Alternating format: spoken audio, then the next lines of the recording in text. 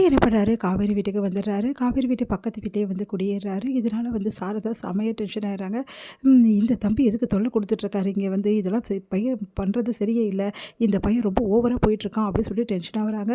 எல்லாருமே வந்து சாரதா சமாதானப்படுத்துகிறாங்க. எந்த சூழலில் விஜய் அங்கேருந்து போகாமல் வந்து என்ன பண்ணுறாரு, காவேரி வந்து பார்க்குறது, குட் மார்னிங் சொல்கிறது, குட் நைட் சொல்கிறது, அதே மாதிரி காவேரிட்ட வந்து வந்து பேசுறது, இந்த மாதிரி விஷயங்கள் எல்லாம் பண்ணிகிட்ருக்காரு. இதை பார்த்துட்டு வந்து சாரதா செம டென்ஷன் ஆயிடுறாங்க. என் புள்ள நிம்மதியாக இருந்தால் கூட இவன் நிம்மதியாக இருக்க விட மாட்டான் போல் இருக்கு, என் புள்ள மனசை மாற்றிடுவான் போல் இருக்கு, இதை விடவே கூடாது, இதுக்கு ஒரு முடிவு கட்டியே தீரணும் அப்படின்னு சொல்லிட்டு சாரதா யோசிக்கிறாங்க.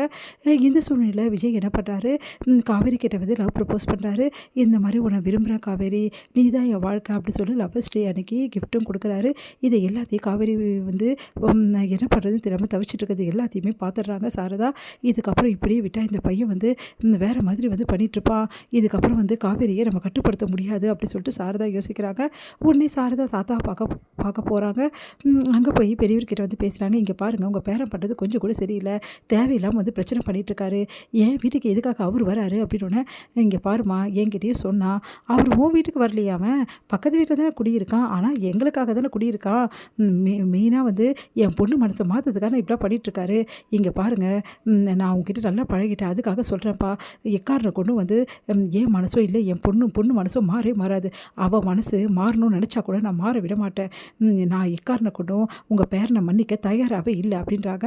அதை கேட்டு வந்து அப்படியே சிரிக்கிறாரு பெரியவர்.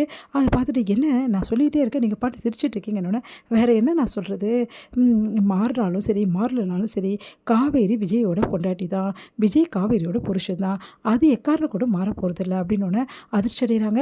நீங்கள் என்ன சொல்கிறீங்க, அதான் அக்ரிமெண்ட் பிரகாரம் நடிச்சு தானே கொடுத்தாவ, அவர் நடித்து கொடுத்ததுக்கு எதுக்காக அவள் கஷ்டப்படணும் காலம் ஃபுல்லாக, அவள் நடித்து கொடுத்துட்டா எல்லாம் முடிஞ்சது, அப்படியே சாரதா அவள் நடித்தா நீ நினைக்கிறியாமா அப்படின்னோடனே, ஆமாம் நடிக்காமல் பின்ன நடிக்காமல் இருந்தால் உங்கள் பையன் வீட்டை விட்டு போ, அதுவும் முடிஞ்சிடுச்சின்னு சொல்லிட்டு அக்ரிமெண்ட்ஸ் முடிஞ்சிடுச்சின்னு சொல்லுவாரா சொல்லுங்கள் அப்படின்னோடனே, ஆமாம் சொன்னான் தான், ஆனால் அவன் விளையாட்டுக்கு தான் சொன்னான், வேணும்னா சொல்லலை, அவங்கக்குள்ளே 1000 இருக்கும், அவங்க புருஷன் பொண்டாட்டி விளையாடிப்பாங்க சேர்ந்துப்பாங்க, அதனால் நான் கூட அதெல்லாம் பெரிய விஷயமா கண்டுக்கிறது இல்லை, ஏதோ அவன் போகாத நேரம் கரெக்டாக அந்த டைமுக்கு நீங்கள் வந்துட்டீங்க, இதுதான் உண்மை, அதே மாதிரி அந்த அக்ரிமெண்ட் பேப்பரையும் அவன் யோசிக்கல, இதுதான்மா உண்மை, இந்த உண்மை நீ நம்பினாலும் சரி நம்பலனாலும் சரி நான் ஒன்றுமே பண்ண முடியாது அப்படின்னோடனே, இங்கே பாருங்கள், எதுக்கு தேவையில்லாத பேச்செல்லாம், எதுக்கு வளர்த்துட்ருக்கணும், இதெல்லாம் நாங்கள் இந்த வீட்டை விட்டு காலி பண்ணிட்டு போயிட்டோம், இதுக்கப்புறம் இங்கே வரமாட்டோம், அதனால் உங்கள் பேரனை அங்கேருந்து கூப்பிட சொல்லுங்கள், எக்காரனை கூட உங்கள் பேரன் அங்கே இருக்கக்கூடாது, அப்படி அங்கே மீறியும் அவர் அங்கே தான் இருப்பார் அப்படின்னு சொல்லிட்டு நீங்கள் சொன்னீங்கன்னா,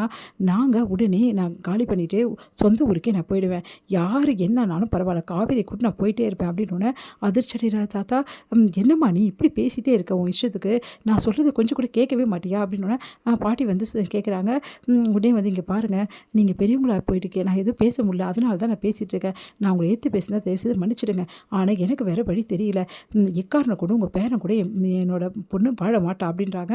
அதை கேட்டு வந்து, சரிம்மா நான் ஒரே ஒரு விஷயத்த சொல்கிறேன், அதை மட்டும் கேட்டுட்டு நீ வந்து அங்கேருந்து விஜய் அனுப்பணுமா என்னென்னு முடிவு பண்ணிக்கோ அப்படின்னோடனே அதிர்ச்சியாக பார்க்குறாங்க. என்ன விஷயம் சொல்ல போகிறான்னு சொல்லிட்டு, இங்கே நீ சொன்னியே என் பொண்ணு வந்து நடித்து தான் கொடுத்தா, வாழலைன்னு சொல்லிட்டு, வாழலைன்னா அவள் என்ன சொன்னா, ஃப்ரெண்ட்ஸாக வாழ்கிறேன்னு சொன்னாளா, 1 வருஷ காலம் நான் ஃப்ரெண்டாக தான் வாழ்ந்தேன்னு சொன்னாளா, ஆமாம் அப்படி தான் சொன்னா, சரிம்மா ஃப்ரெண்ட்ஷிப்பில் எப்படிம்மா வந்து 2 பேரும் தாம்பத்தியமாக வந்து ஒன்றா வந்து வாழ முடியும் அப்படின்னோடனே அதிர்ச்சி அடைகிறாங்க.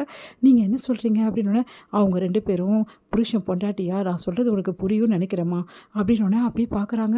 பாட்டி வந்து, என்னங்க என்ன சொல்கிறீங்க உண்மையாவானோ, ஆமாம் கல்யாணி, இந்த விஷயத்த உன்கிட்ட கூட நான் சொல்லலை, அவங்க 2 பேரும் ஒன்றா வாழ்ந்துட்டாங்க, அவங்க 2 பேரும் ஒன்றா வாழ்ந்தது எனக்கு நல்லாவே தெரியும், நீ வேணா உன் பொண்ணுக்கிட்ட கேட்டுப்பாரு, என்ன தான் உன் பொண்ணு மறைச்சாலும் சரி இந்த விஷயத்தை யாராலையும் மறைக்க முடியாது, என் பேரனும் காவேரியும் ஒன்றா வாழ்ந்து பிடிச்சிட்டாங்க, அவங்க புருஷன் பொண்டாட்டி அவங்க வாழ்க்கையை தொடங்கியாச்சு, இதுக்கப்புறம் குழந்தை குட்டின்னு வாழணும்னு சொல்லிட்டு தான் நான் ஆசைப்பட்டுட்டு இருந்தேன், இதுதாம்மா உண்மை, இல்லை என் பொண்ணு அப்படிலாம் பண்ணியிருக்க மாட்டா, அவள் அப்படிலாம் வந்து தப்பு பண்ணியிருக்க மாட்டா, இது தப்புன்னு யார் சொன்னது, புருஷன் பொண்டாட்டிக்குள்ளே நடக்க வேண்டிய விஷயங்கள் தானே இதெல்லாம், இதில் என்ன தப்பு இருக்குது அப்படின்னு, இல்லை அவள் நடிக்க வந்தேன்னு தானே சொன்னா, நடிக்க வந்தேன்னு யார் சொன்னது, அவள் உண்மையாகவே விஜய் கூட வாழ்ந்தா அப்படின்னு அதிர்ச்சி அடைகிறாங்க சார்.